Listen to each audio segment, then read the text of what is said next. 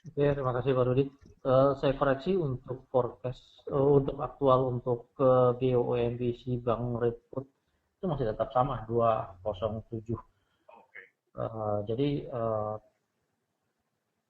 sepertinya nampak inflasi menjadi pokok utama di Inggris. Ancaman terhadap krisis masih terbuka di Inggris dikarenakan adanya kecenderungan untuk menahan tingkat suku bunga lebih rendah nampaknya akan terganggu, sehingga beberapa data dari Inggris sendiri menunjukkan boleh dibilang nada pesimis, dalam arti kata kecenderungan untuk Inggris fundamental data tidak mendukung untuk penguatan mata uang mereka. Kemudian untuk kali ini saya akan membahas kembali, mengingatkan kepada rekan-rekan kembali tentang keadaan di Jepang ya. Keadaan di Jepang sendiri kemarin terus-menerus berita telah keluar di kantor berita CNBC maupun dari berita-berita yang masuk secara fundamental di internet bahwa yen nampaknya akan terus melemah dikarenakan respon dari fundamental data dari Jepang sendiri dalam satu minggu memberikan data yang bertolak belakang. Oke, pertama saya ingat kita mengingat kembali yang disebut dengan Abenomics. Shinzo Abe setelah terpilih kembali dalam periode kedua tahun 2012 bulan Desember menang dalam pemilihan umum untuk menempati posisi Perdana Menteri dikarenakan tawaran dia untuk membenahi perekonomian Jepang dalam krisis deflasi selama satu dekade terakhir. Kemudian juga hal ini juga membawa titik cerah terhadap peperangan Jepang terhadap mata uang mereka atau terhadap pertumbuhan ekonomi. Ancaman deflasi ternyata setelah dilaksanakan kebijakan-kebijakan Shinzo Abe yang dikenal dengan tiga panah ya, inflasi telah membaik, namun dari beberapa sektor nampaknya belum mendapatkan hasil yang cukup memuaskan. Oke, kita balik lagi kembali ke Abenomics. Apa itu Abenomics? Abenomics adalah penawaran dari Shinzo Abe untuk membenahi perekonomian Jepang dari krisis deflasi. Pertama adalah quantitative easing. Quantitative easing kita tahu bahwa terus-menerus Shinzo Abe mengucurkan dana atau mengadakan stimulus dengan target 80 triliun yen Jepang untuk akhir tahun 2014 ini. Setelah beberapa kali atau beberapa bulan dalam setiap kesempatan untuk berbicara masalah ekonomi masih terus mengucurkan pola bantuan ini yang disebut dengan kualitatif dan quantitative easing. Nah, tujuan dari quantitative easing dari pengucuran ini adalah untuk meningkatkan inflasi, kemudian untuk meningkatkan economic growth di Jepang sendiri. Kemudian ini juga membawa pengaruh terhadap kebijakan terhadap penahanan tingkat suku bunga dalam rate 0, kemudian juga berusaha terus-menerus untuk melemahkan mata uang yen. Namun beberapa analis kita tahu ada yang berpendapat sinis terhadap pelemahan yen ini dikarenakan pelemahan yen bukan satu-satunya cara ampuh untuk meningkatkan growth atau untuk memperbaiki perekonomian suatu negara, namun dibutuhkan hal yang lainnya. Nampaknya Shinzo Abe masih tetap berpendirian bahwa yen melemah akan terus mendapatkan target dari kebijakan dia, yaitu masalah inflasi dipertahankan di atas 2%, kemudian economic growth yang dicapai akan terjadi.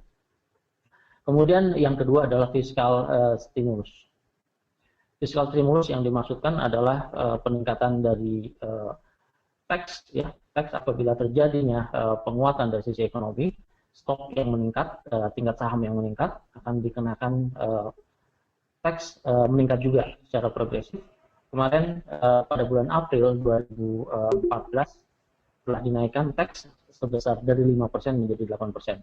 Hasilnya seperti apa? Ternyata kemarin sedikit mempengaruhi penurunan performa dari stok di Jepang, sehingga beberapa pelaku pasar mengkhawatirkan terjadinya krisis di Jepang akan kembali terulang. Kemudian dari peningkatan teks ini, rencana untuk peningkatan teks pada bulan Oktober 2015 kemarin pada hari Selasa ternyata diundur 18 bulan setelahnya, sekitar bulan April, nanti kita lihat 18 bulan sesudahnya. Kemudian tujuannya apa? Tujuannya adalah meningkatkan dari performa dari trade balance di Jepang. Kemudian yang ketiga, kita melihat dari struktur reformasi, merubah regulator reformasi untuk perdagangan, kemudian menciptakan relasi-relasi baru untuk perdagangan di negara-negara lainnya atau negara-negara sahabat di Jepang. Hal ini juga akan membantu untuk meningkatkan pertumbuhan. Jadi titik utama dari Abenomics ini adalah dua, yaitu meningkatkan inflasi, kemudian juga mencapai tingkat pertumbuhan yang memuaskan. Kemarin yang terjadi adalah inflasi cukup bagus untuk dicapai, namun tingkat growth pada jangka pendek atau menengah ternyata mengalami tidak seperti yang diharapkan, di atas positif, masih berada di nilai kontraksi sebesar 0,4%. Oke. Sebagai latar belakang, kita melihat perbandingan antara beberapa tahun ke belakang. Paling tidak ada tiga kejadian yang mempengaruhi performa indikator ekonomi di Jepang. Pertama, masalah tsunami bulan Maret 2011 membawa pengaruh sebetulnya terhadap perekonomian mereka sendiri. Namun nampaknya tsunami atau bencana gempa bumi di Jepang, Jepang telah belajar dari beberapa peristiwa ini, sehingga perbaikan ekonomi setelah kejadian tsunami ternyata cukup bagus dihadapi oleh fundamental ekonomi di Jepang. Kemudian pada bulan Januari 2013 pada garis vertikal kedua, setelah menawarkan Abenomics dari Shinzo Abe sendiri, ternyata private consumption yang terjadi cukup bagus. Kemudian dari GDP juga terlihat cukup bagus. Namun 3 bulan setelahnya mengalami penurunan. Kemudian setelah mengalami kebijakan untuk meningkatkan tax, private consumption yang diharapkan akan terjadi bagus, ternyata terjadi penurunan di Jepang. Kemudian GDP juga terlihat menurun. Kemudian bidang lainnya, inflation rate, yang cukup berhasil dari target Abenomics sendiri, yaitu tentang inflation rate yang sebetulnya sebelum pembukaan 2014 sendiri cukup baik sebetulnya. Beberapa bulan sebelum penutupan 2014 cukup baik, sehingga hingga saat ini tingkat inflasi masih tetap dipertahankan di atas 2%. Kemudian dari sisi ekspor, barusan keluar data ekspor sendiri cukup bagus di Jepang sendiri. Ternyata pertumbuhan ekspor sangat bagus. Kita melihat di sini kemarin ekspor sendiri 9,6%, cukup bagus. Kemudian impor yang terjadi menurun 2,7%. Namun secara keseluruhan apabila digabungkan juga membantu untuk fundamental ekonomi di Jepang saat ini. Kemudian untuk trade balance yang terjadi, tadi juga diumumkan trade balance cukup bagus, meskipun masih dalam taraf kontraksi, yaitu minus 710 bilion. Kemudian industrial output yang terjadi sedikit melambat. Nah, ini yang terjadi beberapa waktu ke belakang dari ketiga peristiwa, yaitu tsunami, kemudian yang kedua adalah peluncuran pertamanya Abenomics, kemudian yang ketiga adalah masalah tax 5 menjadi 8%. Kemudian apa yang terjadi untuk pada hari Rabu kemarin? Ternyata ada beberapa pelaku pasar menganggap pesimis apabila melihat dari rencana jangka panjang dibandingkan dengan tahun 1997 pada saat peningkatan pajak penjualan. Ternyata tidak lebih bagus dari tahun 97. Terlihat salary atau wage yang terjadi, upah di sini tetap berada di bawah tahun 97 setelah peningkatan pajak itu. Kemudian dari household spending, yaitu konsumsi, ternyata juga masih tetap berada di bawah rekor tahun 97. Kemudian dari gross domestic product pada bulan April 2014 kemarin, ternyata tax hike ini membawa pengaruh masih cukup buruk dibandingkan dari tahun 1997. Dari tiga data ini, secara jangka panjang kita melihat masih belum memuaskan dari hasil kebijakan economics.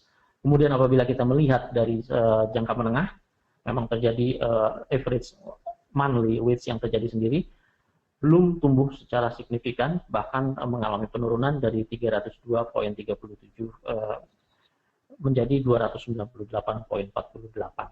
Jadi belum tumbuh secara wage. Kemudian dari household spending juga masih dalam masa kontraksi, yaitu 5,6% dari minus 4,7%, malah lebih turun. Kemudian growth rate yang terjadi minus 1,9 bulan lalu, kemarin diumumkan minus 0,4. Hal inilah yang membawa pengaruh terhadap pergerakan dari dolar yen kemarin pada hari Selasa hingga hari ini. Kemudian juga beberapa berita menyatakan pesimis terhadap kebijakan ekonomi ini, sehingga yang terpengaruh langsung kemarin berita yang masuk adalah lemahnya harga minyak dipengaruhi oleh pelemahan di fundamental ekonomi di Jepang pada hari Selasa. Jadi masa krisis diambang masa krisis kembali. Kita tahu bahwa Jepang mempergunakan crude oil nomor 3 dunia terbesar, sehingga mau tidak mau fundamental yang terjadi di Jepang ini membawa pengaruh terhadap pelemahan di minyak. Kemudian pada hari Rabu kemarin dari BOE dari BOE telah diumumkan dari beberapa kebijakan, yaitu melanjutkan program quantitative dan qualitative monetary easing hingga target inflasi mencapai 2% dengan stabil. Jadi yang dimaksud dengan di sini secara gampang kita melihat bahwa 80 triliun yen masih tetap akan dipertahankan untuk terus dikucurkan dengan pembelian obligasi maupun tindakan-tindakan lainnya. Kemudian yang melegakan pasar adalah menunda kenaikan pajak penjualan yang kedua kalinya dari 8% menjadi 10% yang direncanakan pada bulan Oktober, sehingga diperkirakan akan terjadi pada bulan April 2017, yaitu selama 18 bulan ke depan. Nah, demikian beberapa ulasan sebetulnya khusus mengenai Jepang. Nampaknya masih tetap menarik untuk dilihat karena pergerakan di dolarnya sendiri masih terus berlanjut, sehingga terlihat yen masih terus melemah mengarah ke angka 120.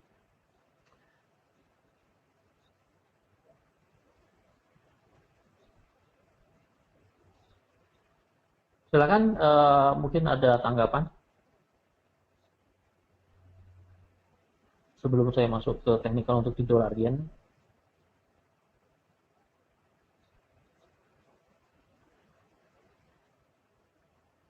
Untuk bicara, oke baik Pak Di. Untuk Jepang sendiri kita bicara bahwa kenaikan sales tax dari 5% menjadi 8% itu menjadi salah satu penyebab mengapa perekonomian Jepang saat ini masuk ke tahap resesi sejak tahun 2008. Oke, berarti begini Pak, dengan pelemahan dari yen sendiri mencapai 118 terhadap US dollar, apakah ini menjadi salah satu pertanda bagus atau kita bicara suatu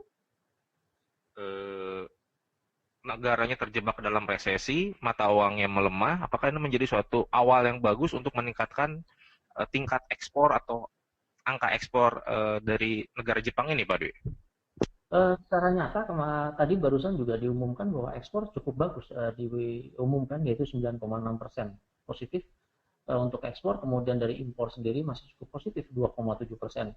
Yang mengkhawatirkan kemarin berita adalah tentang GDP mereka, yaitu tadi 1,6% menjadi 0,4%, minus, tetap berada di wilayah kontraksi di bawah 0 ya, di bawah 0%. Jadi diharapkan sebetulnya sangat berharap banyak sebetulnya market untuk langsung ke GDP ke positif. Nampaknya kemarin para pelaku pasar mengambil posisi yang berkebalikan sehingga beberapa data yang terjadi terabaikan. Tapi dari sisi pelemahan mata uang ini ternyata membawa pengaruh cukup bagus untuk sisi ekspor. Namun juga harus dilihat juga tujuan dari setiap pemerintah dalam perekonomiannya bukan di mata uang, tetapi dilihat dari fundamental ekonomi termasuk di GDP. Tapi kalau menurut saya masih cukup bagus berada di 0,4% dibandingkan apabila dia lebih turun daripada bulan lalu. Sehingga melihat dari beberapa data di Jepang sendiri, saya kira masih cukup positif. Meskipun dari sisi wage sendiri masih berada di 2 bulan ke belakang ya, belum ada pertumbuhan yang cukup berarti. Nampaknya manufaktur Jepang juga belum tumbuh secara signifikan disebabkan oleh hal ini, Pak Rudi.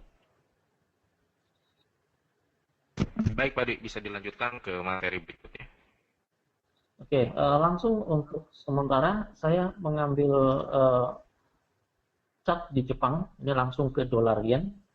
Dolar yen terlihat berada di tingkat maksimum untuk saat ini, sementara di wilayah area 118.236. Kemudian di sini juga terlihat secara teknikal terus menerus menanjak secara 1 jam, kemudian saya mingguan.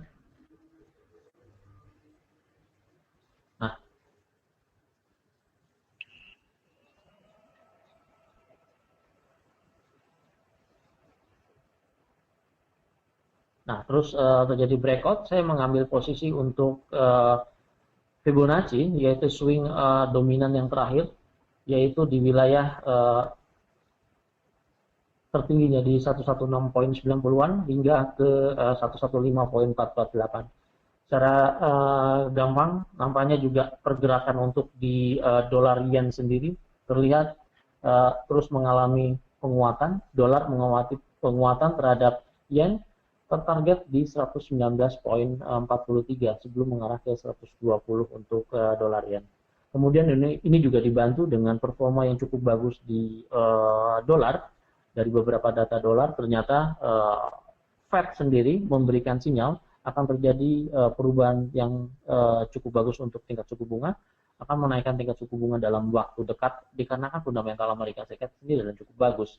Sehingga hal ini juga menopang terhadap bagusnya perekonomian di Jepang, kemudian bagusnya juga tren yang terjadi di dolar yen, yaitu di pelemahan yen lebih lanjut. Namun dari beberapa traders juga mengkhawatirkan hal ini terjadi yang disebut dengan bull trap. Jadi kejenuhan pasar kemungkinan akan terus membayangi apabila terus mengalami pelemahan yen di wilayah 119.43. Namun secara jangka pendek, kalau kita melihat dari range rata-rata harian di Jepang sekitar 90 poin, untuk transaksi saya kira masih worth it untuk diikuti untuk mengikuti posisi buy, mengikuti arah tren yang terjadi dengan batasan stop loss range maksimal yaitu 900 poin di Monex Trader. Saya kira masih cukup worth it untuk dilaksanakan transaksi di dolar yen. Demikian Pak Rudi. Oke, kemudian, baik. Berarti kalau silakan. Oke, berarti kalau kita lihat dari dolar yen ini memang untuk kita bicara dari time frame intraday maupun daily menunjukkan masih ada tren yang sangat kuat untuk naik ya Pak Dwi. Ya. Masih cukup bagus. Oke, selanjutnya ke ponseling ya. Ponseling, kita melihat ponseling masih 1 jam atau harian yang saya lihat untuk kemarin terjadi penguatan, kemudian balik lagi ke wilayah ini, ke wilayah rectangle yang terjadi di sini beberapa hari. Ya, kita belum melihat secara signifikan tren yang terjadi di pound sterling, sehingga pengambilan posisi trade yang terjadi di pound sterling dalam Shopee juga masih dimungkinkan. Sekarang masih berada di wilayah rectangle ini. Maksimal saya membatasi di 161.8, pengambilan Fibonacci dominan, tren besar yang terjadi di sini dalam keadaan downtrend. sekarang terjebak di wilayah 61,8 hingga ke angka ke 100% Fibonacci, yaitu di 1.55938 hingga ke angka tertinggi di 1.57278. Kemudian di euro, untuk euro, ya euro sendiri nampaknya juga mengikuti tren yang 4 jam ini, masih dalam keadaan bullish sesuai perkiraan minggu lalu. Kemudian saat ini euro berada di kisaran 1.25374 yang merupakan wilayah di atas wilayah tengah minggu ini. Kemudian tren yang terjadi, kita menunggu breakout untuk di 1.26027 untuk mengikuti posisi buy. Kemudian batasan untuk turun kembali di euro saya kira di 1.24402. Kemudian selanjutnya kita bahas masalah Hang Seng, Pak Rudi. Pak Rudi mungkin ada yang menambahkan masalah Hang Seng?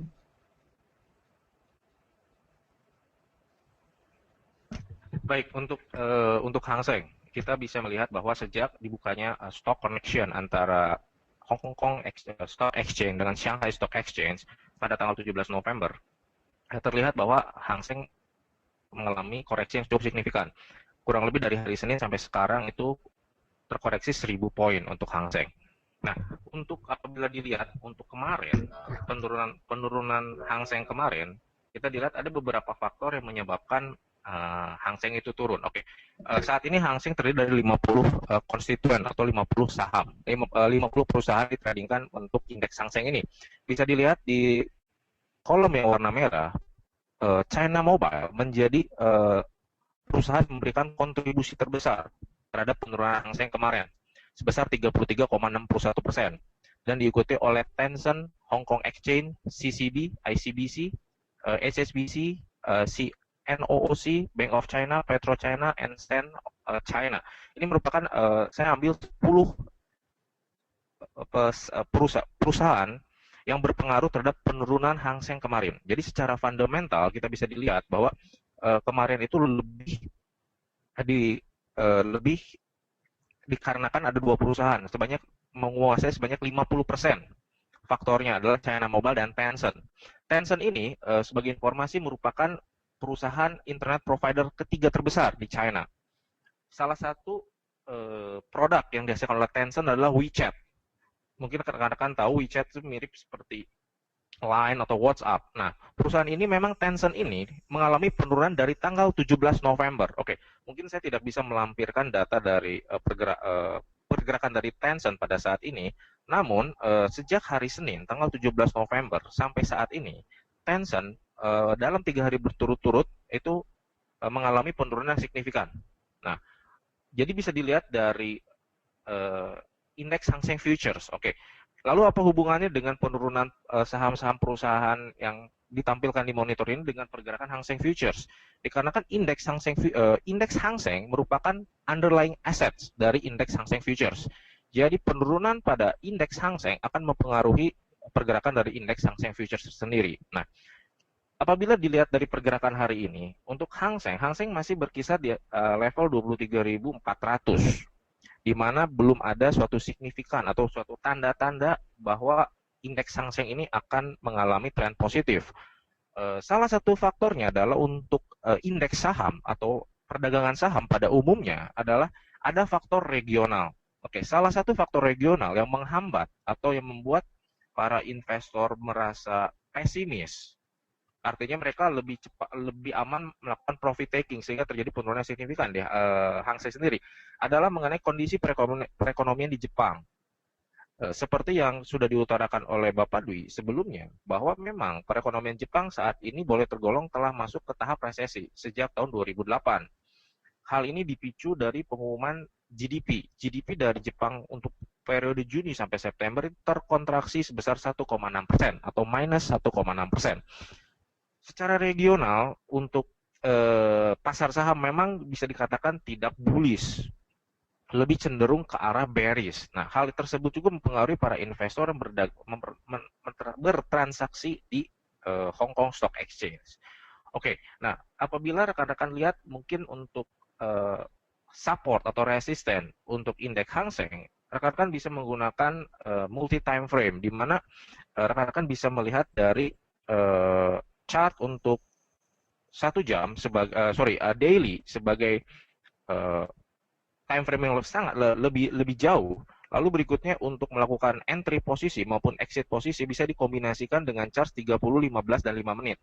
Di mana apabila terjadi korelasi positif di 3 charts itu, rekan-rekan bisa melakukan entry maupun exit untuk indeks Hang Seng sendiri. Oke, sekarang kita bisa lihat untuk indeks Hang Seng di chart untuk 5 menit. Dan untuk 5 menit, kita bisa melihat bahwa Hang Seng mengalami penurunan sejak awal transaksi yang dimulai pada pukul 8.15 waktu Indonesia Barat. Nah, lalu sempat terkoreksi hingga mendekati lebih dari 100 poin, lalu sekarang Hang Seng ada di level 23.367.